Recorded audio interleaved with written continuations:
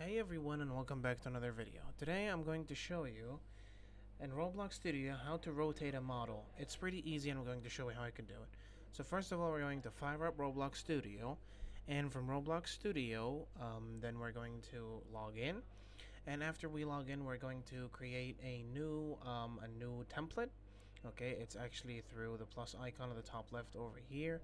Then after that we're going to click on the classic base plate, and for the sake of the video, just so I'm not that long, I'm going to show you with a random model. So let's just first zoom in so we're a little bit close to the model, and we're going to go inside the model, and then we're going to click on any. You've got your model. I'm going to show how I can do it. So I'm going to spawn a random mesh. Okay.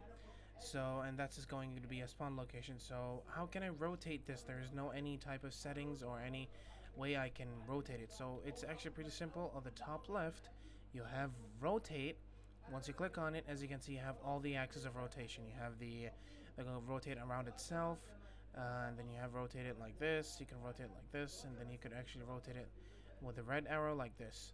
So yeah, this is the three ways where how you can rotate in a model in Roblox Studio. And yeah, that was it. Thank you so much guys for watching. Don't forget to like and subscribe, and I'll see you later.